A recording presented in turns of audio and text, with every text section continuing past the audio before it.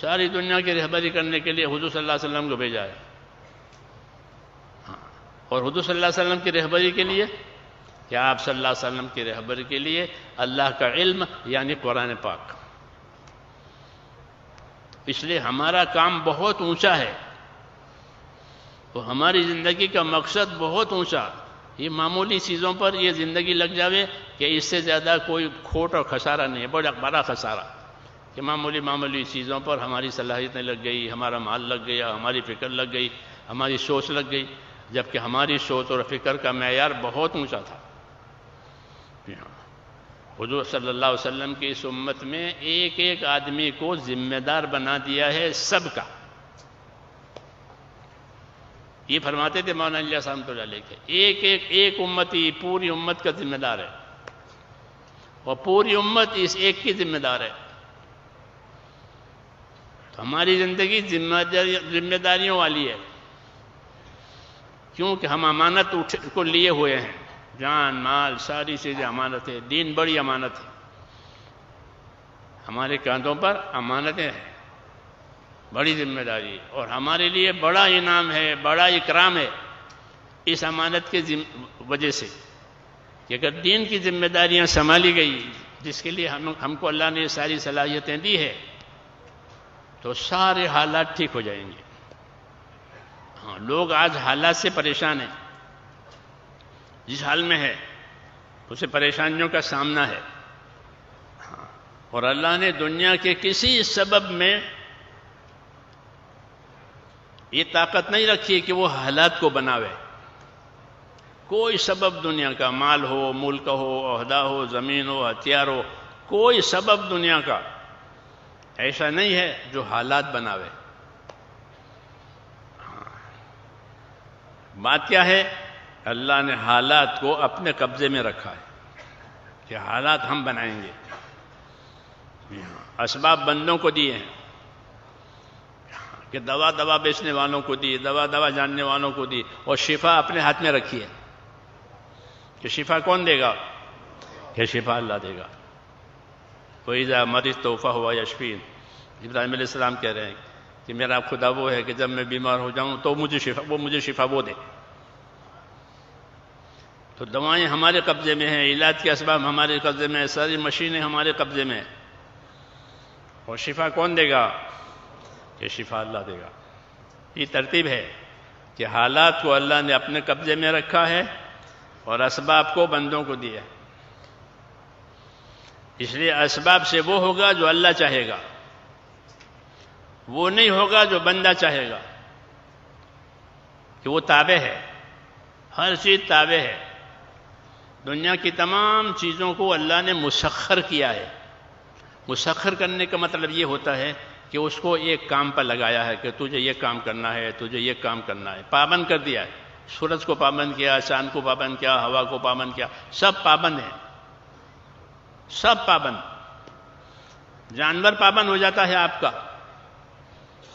ہاں، لوگ جانوروں کو پابند کرتے ہیں، تربیت دیتے، وہ پابند ہو جاتے ساری عمر. یہ کیوں؟ کہ اللہ نے اس کو پابند کیا ہے بندوں کے لیے. آپ سواری پر سوار ہوتے ہیں تو دعا پڑھتے ہیں، سبحان الذی سخر لنا ھذا وما كنا له مقرنین. اس دعا کا یہ مطلب ہے کہ پاک ہے وہ پروردگار جس نے اس جانور کو میرے تابع کر دیا، میری خدمت میں لگا دیا. ہاں، وہ جانور ہڑتال نہیں کرتے کہ نہیں مانیں گے، آج کوئی نہیں کرے گا. بڑی بڑی طاقتیں جانوروں میں ہیں، ہاتھی، اونٹ، لیکن وہ پابند ہو گئے. اور موت تک کھلاؤ تو کھائے، پلاؤ تو پیے، نہ تو کھڑا رہے. ہاں، کیا بات ہے کہ ان کو پابند کیا ہے قدرت سے، تمہاری خدمت کے لیے، تمہاری ضرورتوں کے لیے. تو سارے اسباب جو ہیں وہ قدرت کے تحت میں ہے. تمام اسباب سے وہ چیز ہوگی جو اللہ چاہے گا. اس لیے ہمارے حالات ہمارے اسباب سے بننے والے نہیں ہیں، یہ طے ہے. کبھی مسلمانوں کو مال مل جائے تو ان کے حالات اچھے ہو جائیں گے.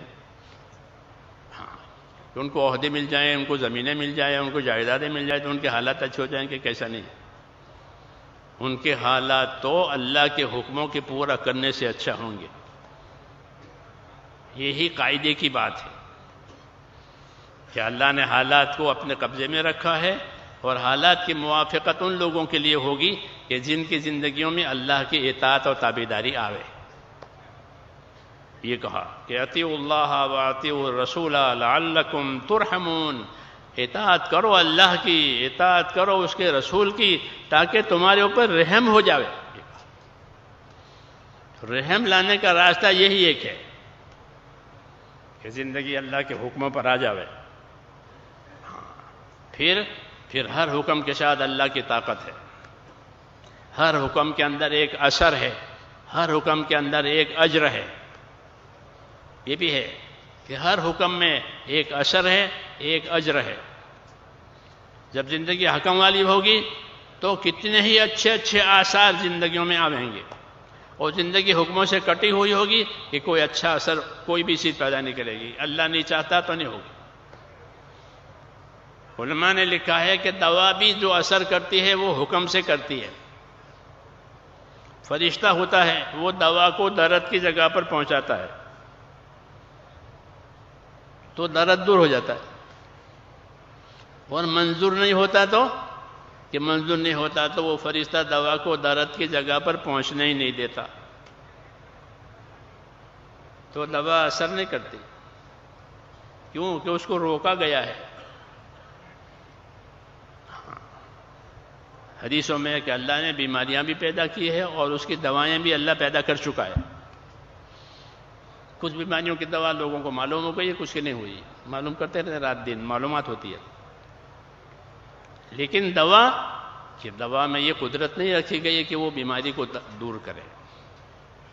اس طرح مال میں یہ طاقت نہیں رکھی کہ مال حاجت پوری کرے اور مال راحت دے، بلکہ اللہ چاہے گا تو ہوگا، نہیں تو نہیں ہوگا۔ کہ مال مصیبت ہو گیا، ہاں کیا بات ہوئی؟ کہ مال کو ظالموں نے دیکھ لیا اور ظالم اس کے پیچھے ہو گئے۔ ہو رہا ہے دنیا میں، یہ مال کی وجہ سے مصیبت آ گئی۔ یہ اللہ بتاتے ہیں کہ جتنے غلط یقین جمیں گے اسباب کے اعتبار سے، اللہ کی قدرت اس کی کاٹ کرے گی۔ ہاں، حالات ایسے پیدا کریں گے کہ جو آدمی سوچ رہا تھا وہ نہیں ہوگا کہ مال سے راحت ملے گی، مال سے راحت نہیں ملے گی۔ ہاں، کہ مال سے آفت آئے گی، مال کی وجہ سے آفت آئی، مال کی وجہ سے دشمنیاں ہوئی، مال کی وجہ سے حسد ہوا، حالات بگڑ گئے۔ اس لیے میرے دوستو، سب سے زیادہ طاقتور چیز جو ہے وہ اللہ کا امر ہے۔ الا لہ الخلق والامر، یاد رکھو مخلوق بھی اللہ کی اور امر اور حکم بھی اللہ کا۔ مخلوق میں وہ بات چلے گی جس کا اللہ امر کریں گے۔ اس لیے ہمارا رخ، ہمارے دین نے اور ہمارے نبیوں نے ہمارا رخ اللہ کی طرف کیا ہے کہ تم سیدھا اللہ سے اپنا تعلق جماؤ اور لا الہ الا اللہ کہو کہ کام بنانے والی ذات ایک اللہ کی ہے۔ حالات بھی وہ پیدا کرے گا، اسباب بھی وہ پیدا کرے گا، نتیجہ بھی وہ پیدا کرے گا۔ تینوں چیزیں اللہ کی طرف سے ہیں کہ اسباب بھی پیدا کریں گے، حالات بھی پیدا کریں گے، نتیجہ بھی پیدا کریں گے۔ تو تمہیں کیا کرنا ہے کہ ہمیں ان اسباب میں اللہ کے حکموں کو اور اس کے دین کو زندہ کرنا ہے۔ ہمارے لیے اسباب اس لیے نہیں پیدا کیے کہ ہم اسباب سے محبت کر کے اسباب کے اوپر زندگیوں کو ڈالیں، بلکہ ہمیں اسباب اس لیے دیے ہیں کہ ان اسباب میں اللہ تعالیٰ کا جو حکم ہے وہ ہم پورا کریں۔ تاجر تجارت میں، ہمارا تاجر تجارت میں مال کے لیے نہیں لگے گا، بلکہ ہمارا تاجر تجارت میں تجارت کا حکم پورا کرنے کے لیے لگے گا۔ ہمارا زمیندار کہ زمین میں کہ زمینداری کو فائدہ حاصل کرنے کے لیے نہیں، بلکہ زمینداری کے کیا حکم ہے وہ پورا کریں گے۔ پھر فائدہ تو کہیں گیا ہی نہیں ہے، تجارت کا نفع کہیں گیا ہی نہیں ہے۔ اس لیے حضور صلی اللہ علیہ وسلم نے تجارت کے فضائل بیان کیے، تجارت کے مسائل بیان کیے، زمینداری کے فضائل بیان کیے، زمینداری کے مسائل بیان کیے، مزدوری کے فضائل بیان کیے، مزدوری کے مسائل بیان کیے۔ سب چیزوں کے مولانا صاحب کہتے ہیں سب چیزوں کے فضائل مسائل ہیں کہ یہ مزدوری کی یہ فضیلت ہے، تجارت کی یہ فضیلت ہے، زمینداری کی یہ فضیلت ہے۔ خالی زمینداری کوئی دھندا نہیں ہے، بلکہ